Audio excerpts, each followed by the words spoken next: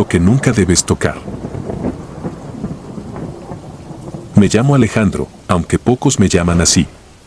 En mi colonia me conocen como el Güero, no por ser rubio, sino porque mi madre, desde que nací, insistía en blanquearme el alma con oraciones, agua bendita y visitas a la iglesia.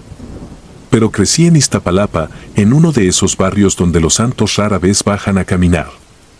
Desde morro supe que aquí, más que fe, se necesitaba respeto. No a la autoridad, ni a los libros, respeto a lo que no se ve, pero que todos sabemos que está. No me interesa que crean en brujería, en la Santa Muerte o en los cuentos de aparecidos que se dicen al calor de un pulque. Yo lo viví. Y si decidí contar esto es porque, aunque aún me cuesta dormir algunas noches, siento que a veces uno necesita advertir, aunque no te crean. Era el año 2012. Yo vivía en la casa de mi tía, en una vecindad vieja, pegada al cerro. Tenía 22 años y trabajaba de noche como repartidor de mercancía para una tienda de abarrotes. Me gustaba andar solo. Esa zona, aunque peligrosa, era mi casa. Sabía quién controlaba qué esquina, a quién saludar y a quién evitar. En la cuadra había de todo, vendedoras de quesadillas, niños que no iban a la escuela, cholos que jugaban fútbol en la calle y una viejita a la que todos llamaban la Morena. La Morena no salía mucho. Vivía en el cuarto más viejo, pegado al portón. Decían que tenía como 80 años, aunque su mirada daba más miedo que lástima. Siempre vestía de negro y tenía un altar enorme en su cuarto. En las noches se escuchaban sus rezos, bajitos, como un murmullo ronco. A veces olía a copal, a otras cosas que no sabría nombrar. Nunca me metí con ella. Nadie lo hacía. Una noche de lluvia, después de mi turno, regresé empapado. Entré corriendo a la vecindad y pasé junto al altar de la santa que varios vecinos habían armado en una esquina del patio. Era pequeño, pero respetado, una figura cubierta con su manto negro, rodeada de flores marchitas, veladoras, cigarros y hasta una calaverita de azúcar. Había silencio, un silencio raro, como si la lluvia apagase todo el ruido del mundo. Pasé sin mirar mucho, como siempre, pero algo llamó mi atención. Había un tipo nuevo en la vecindad. Le decían el Rulas. Decía que venía del norte, que había trabajado en muchas cosas, pero nadie sabía bien qué hacía. Lo que sí sabíamos es que tenía boca grande. Se burlaba de todo, de la colonia, de las costumbres, hasta del altar. Una vez lo escuché decir que solo los pendejos le rezan a un hueso vestido. Me encendí, pero no dije nada. En mi barrio aprendí que no todo se responde con palabras. Y menos cuando se trata de cosas que no entiendes. Esa noche, al pasar frente al altar, vi que el Rulas estaba ahí. Se reía solo, con una botella de caguama en la mano. Le hablaba a la imagen como si estuviera borracho. Le decía cosas obscenas. Agarró una de las veladoras y la arrojó al suelo. La rompió. Me detuve en seco. Me miró y se rió. Me dijo, ¿qué güero? ¿Te vas a poner a llorar por tu calaquita? Me dieron ganas de reventarle la cara, pero no lo hice. Solo lo miré y seguí mi camino. Esa fue la última vez que vi a el Rulas hablando como una persona normal. Pasaron los días. Nadie lo vio salir. En las noches, los vecinos comenzaron a escuchar golpes en su cuarto. No era raro que alguien se emborrachara y armara escándalo, pero esto era distinto.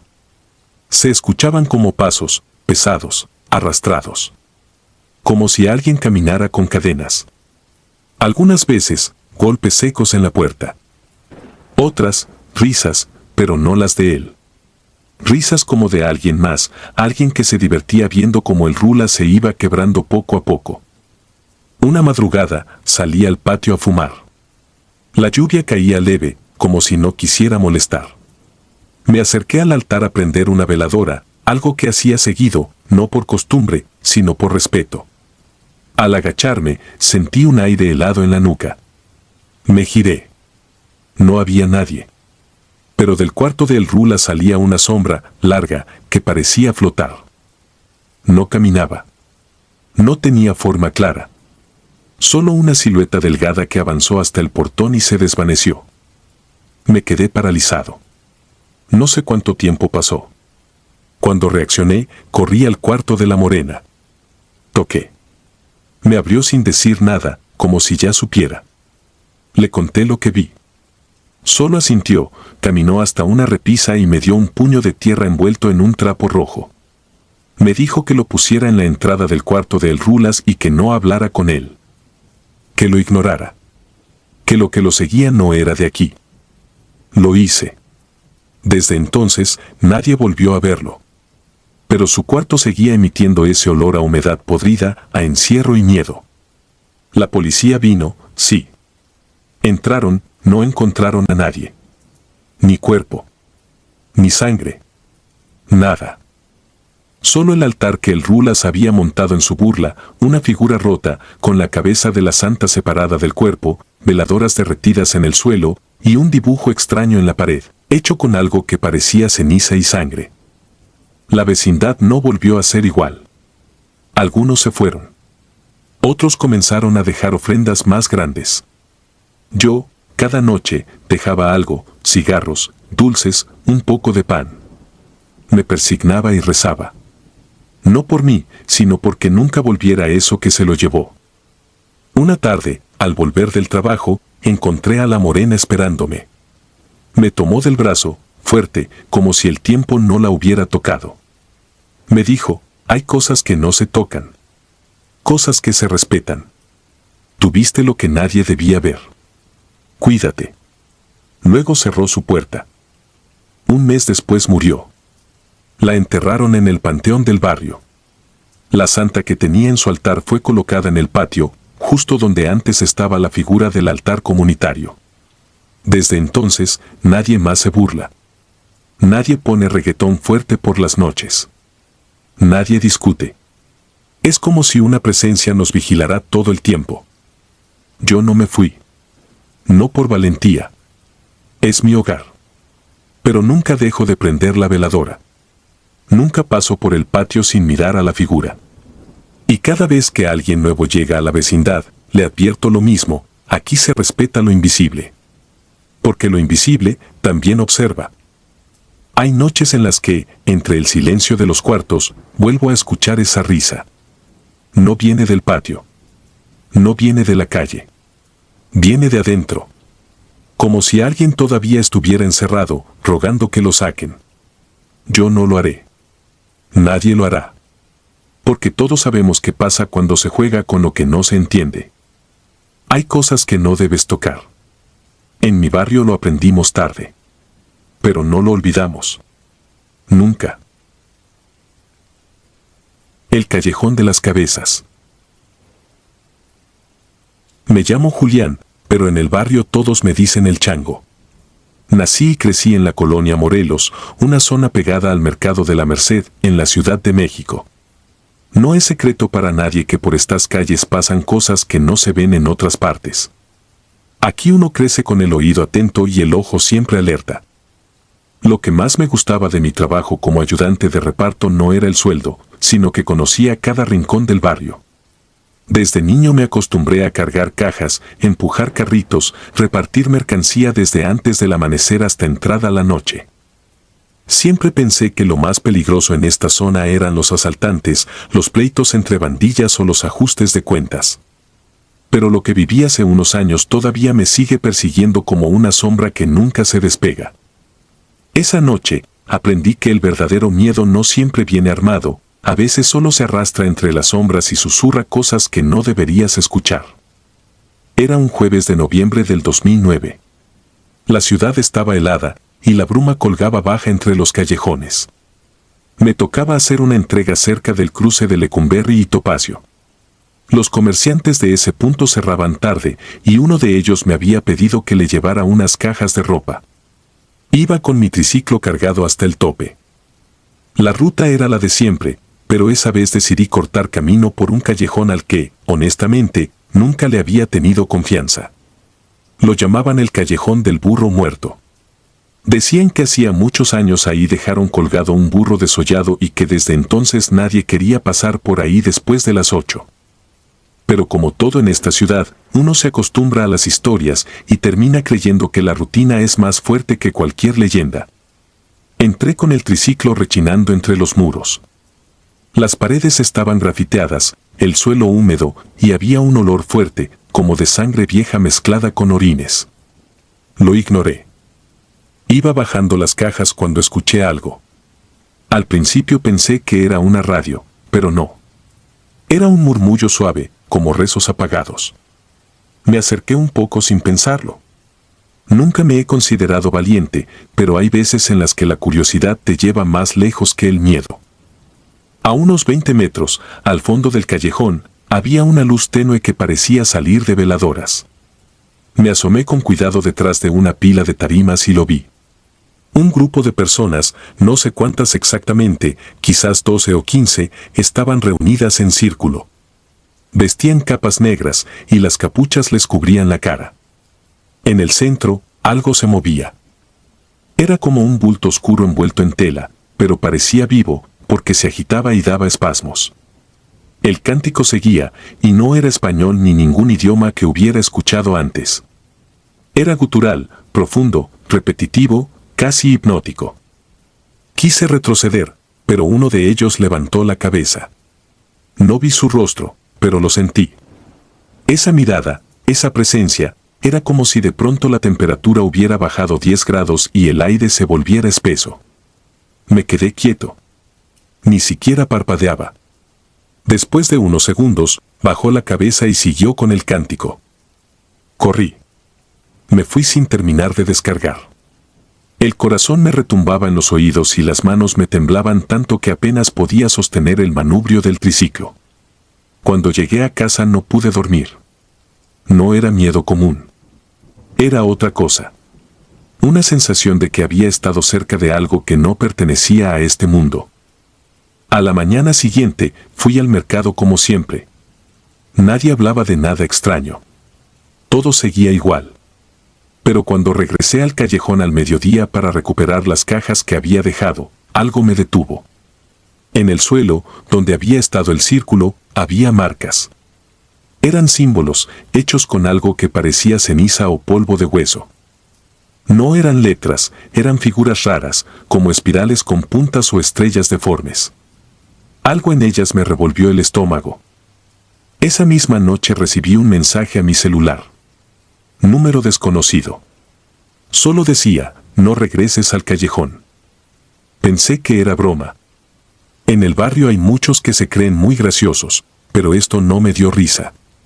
Al día siguiente, al salir de la vecindad, encontré una caja arriba de mi triciclo. No tenía etiquetas. Estaba cerrada con una cinta negra. La abrí. Dentro había una figura tallada en madera, de unos 20 centímetros. Era la silueta de un hombre con patas de cabra, torso humano y cabeza con cuernos retorcidos. A su lado, un montón de huesecillos amarrados con hilo rojo. No quise tocar nada. Cerré la caja y la dejé en el callejón más próximo. No dije nada. Solo me fui. Ese día, hablé con don Lauro, un viejito que lleva más de 40 años vendiendo amuletos y veladoras frente al Metro Merced. Le conté sin muchos detalles, pero cuando mencioné el callejón del burro muerto, se quedó callado. Me miró serio, y después me dijo que en ese lugar siempre han pasado cosas. Que antes había ahí una vecindad que fue demolida tras un incendio. Que murieron muchos niños quemados y que, desde entonces, la gente jura ver sombras jugando en los techos o escuchan risas en la madrugada. Me dijo que no era buena idea meterse con eso. Que había cosas que se heredan en los muros y que no todo se va con las llamas. Pasaron los días, pero el miedo no. Un domingo, mientras caminaba por Jesús Carranza para hacer unas compras, vi a alguien parado en la esquina. Tenía una capucha negra. No se movía. Solo estaba ahí, de pie. Y aunque no se acercó, yo sentí su presencia como si me hubieran metido en una hielera. Me apuré y no volteé atrás. Decidí dejar el trabajo. No volví a pasar por ese callejón. Ni siquiera lo nombraba. Pero una noche, mientras intentaba dormir, escuché algo. Fue en la azotea. Pensé que era un gato o una ráfaga de aire. Pero cuando salí a revisar, vi una figura de espaldas, parada al borde del edificio. No se movía. Era como una sombra con forma humana. Me quedé helado. Parpadeé y ya no estaba. Mi madre empezó a notar que no dormía bien.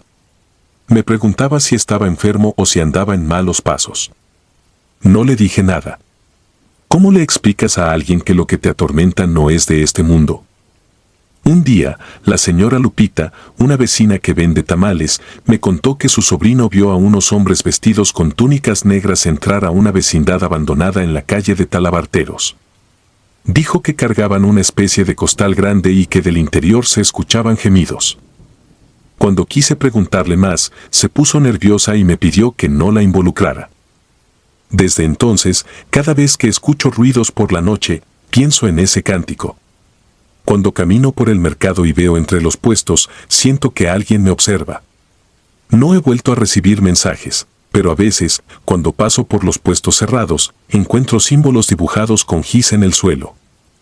La última vez que supe del callejón fue por un chavo del barrio que desapareció. Y lo encontraron semanas después. El pasillo. Me llamo Julián y tengo 32 años. Vivo en la colonia Buenos Aires, en la Ciudad de México. Sí, es a donde los rumores sobre cuerpos en talleres, brujería en vecindades y rituales nocturnos son parte del murmullo cotidiano. Siempre he sido escéptico. Mi madre rezaba cada noche y yo me burlaba. Decía que esas cosas no existían. Que lo que da miedo es la pobreza, los asaltos, el olor a sangre seca que sale de algunas puertas, no los fantasmas. Pero en 2017 viví algo que aún hoy me hace mirar 2 veces antes de cruzar cierto pasillo, uno que prometí jamás volver a pisar. Yo trabajaba como ayudante de electricista. Tenía varios clientes en la zona, especialmente entre los comerciantes del mercado negro de autopartes. Me ganaba la vida decente. Nunca me metía con nadie, y aunque conocía de vista a muchos de los tipos pesados del rumbo, procuraba no cruzar palabra con ellos. Mi vida era simple, trabajo, comida y encierro. Hasta que una tarde conocí a Marta, una señora que necesitaba arreglar un corto en su local.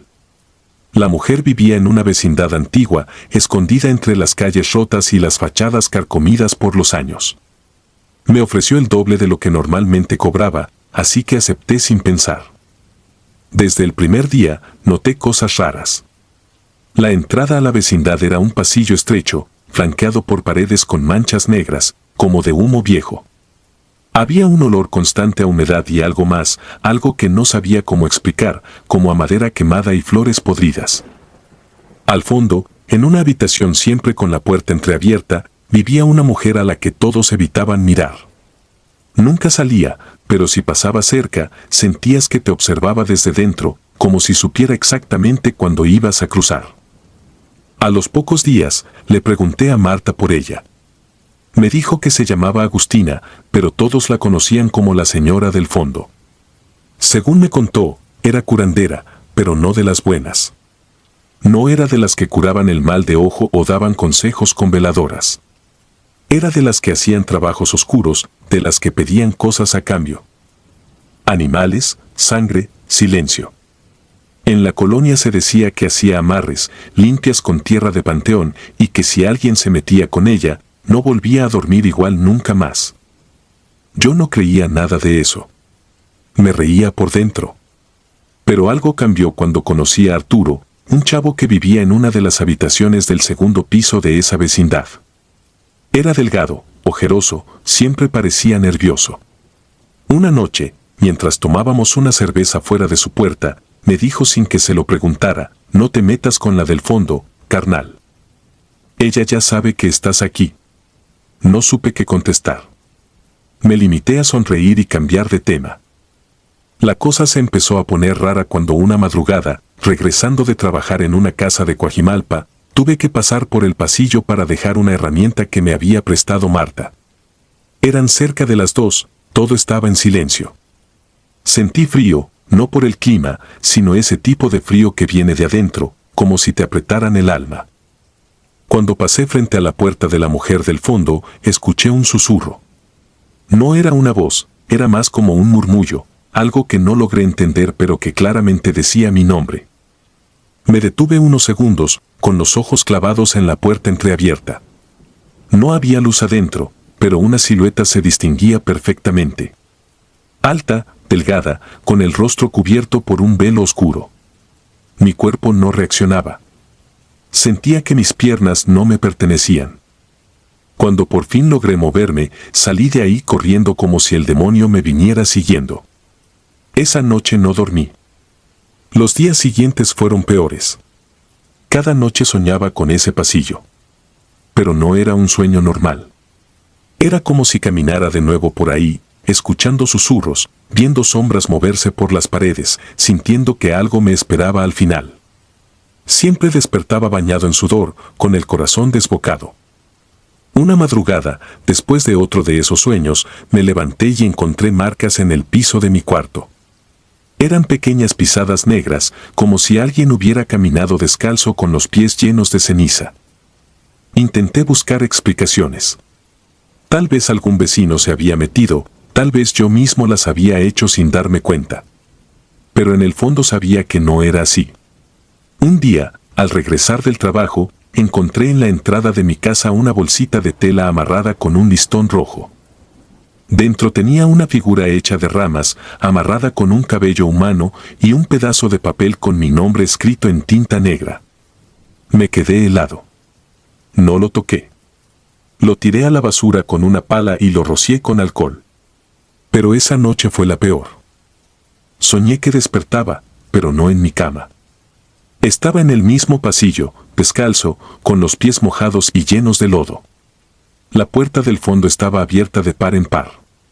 De adentro salía una luz rojiza y el olor era insoportable, como carne podrida y sangre vieja. Una voz suave, casi maternal, me hablaba desde dentro. «Pasa, Julián, te he estado esperando». Cuando di un paso hacia la puerta, algo me jaló del brazo con fuerza. Era Arturo.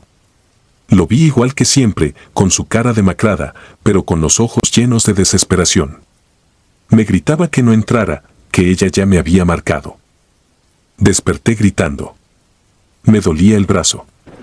Cuando lo vi en el espejo, tenía marcas de dedos, como si alguien me hubiera sujetado con violencia. A la mañana siguiente, decidí irme unos días de la colonia. Me quedé con un primo en Azcapotzalco. Allí dormí por primera vez en semanas. Pero al regresar, me enteré de que Arturo había desaparecido. Nadie lo había visto desde hacía días. Fui a su cuarto, pero ya había sido ocupado por otra persona. Pregunté a los vecinos y solo uno, un anciano que apenas salía de su cuarto, me dijo en voz baja, él también la escuchó. Intenté mantenerme alejado. Dejé de trabajar en esa zona, evité pasar cerca de esa vecindad, pero la pesadilla no terminó. Una noche, al llegar a mi casa, encontré una hoja de papel en mi puerta. Era la misma letra que el papel del amuleto. Solo decía, no puedes huir de lo que ya te pertenece. Esa frase se me quedó clavada como un puñal. Llamé a Marta, le pedí que me ayudara a contactar a alguien, un curandero, un sacerdote, lo que fuera. Me llevó con un señor de Veracruz que vivía por Tláhuac. Al verlo, solo me dijo que debía cortar el lazo. Que alguien me había marcado para algo que aún no entendía del todo. Me dio unas instrucciones. Tenía que volver a ese pasillo, a la casa del fondo, y dejar una ofrenda. Sal, carbón, una vela negra y una foto mía quemada. Tenía que hacerlo solo, en silencio, y no mirar hacia adentro sin importar lo que escuchara. Era lo único que podía hacer para cortar el vínculo. Lo hice una noche sin luna, cerca de las 3 de la madrugada.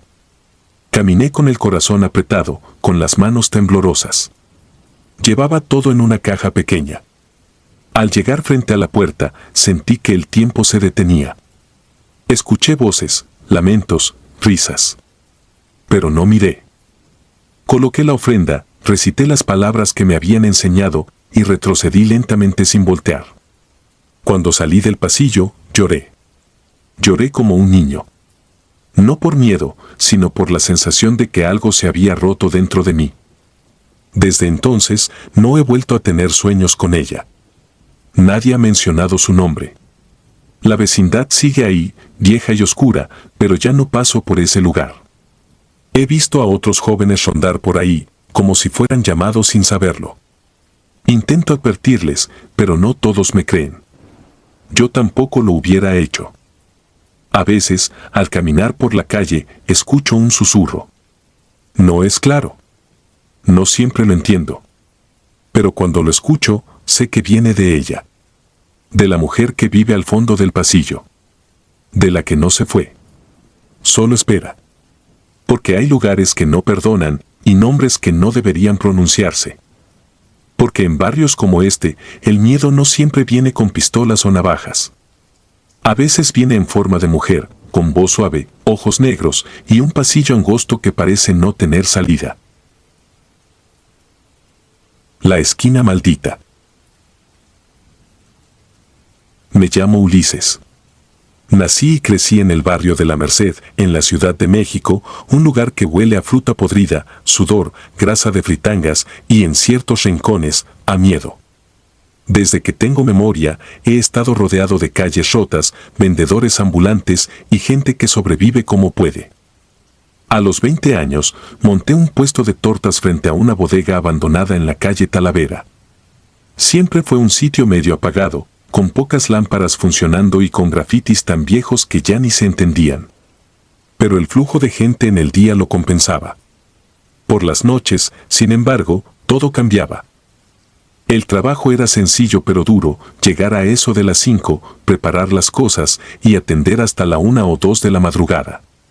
De lunes a sábado, era mi rutina.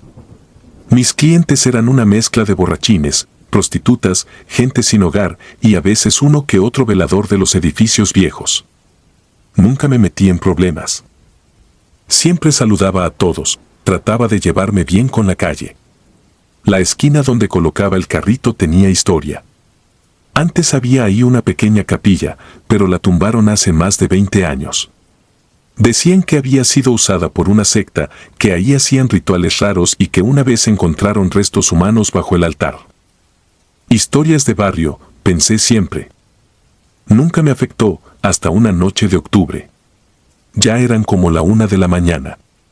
La calle estaba vacía, ni un alma.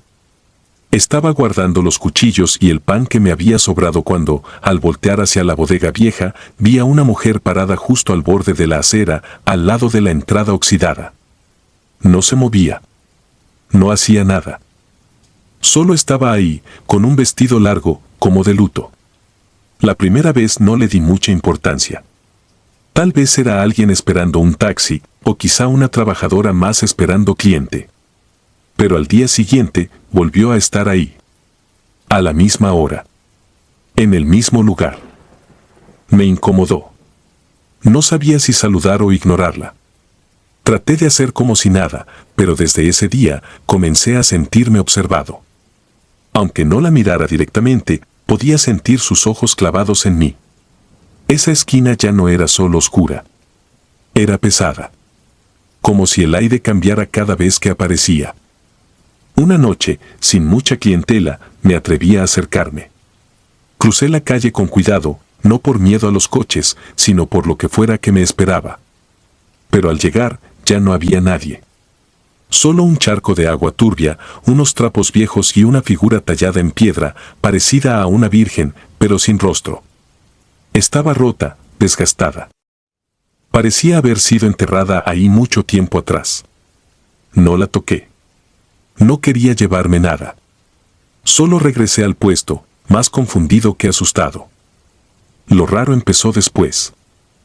Algunas noches encontraba cosas en mi carrito que no dejé ahí, hojas secas, cabellos o hasta piedras pequeñas dispuestas en forma de cruz.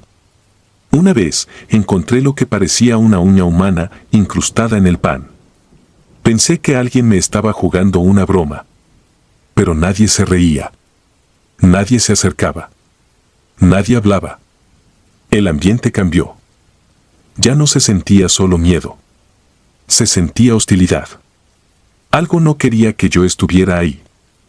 Los sueños se volvieron pesadillas. Soñaba con la mujer de la esquina. En mis sueños, se acercaba a mi puesto sin decir nada, y comenzaba a abrir el pan con sus uñas largas mientras sus ojos negros no paraban de mirarme.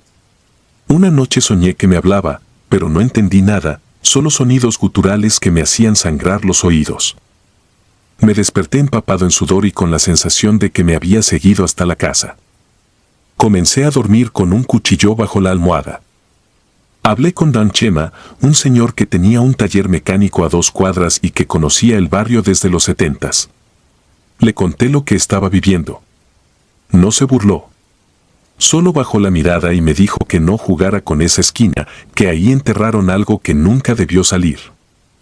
Le pregunté qué cosa, pero solo me dijo que si yo seguía ahí, terminaría mal.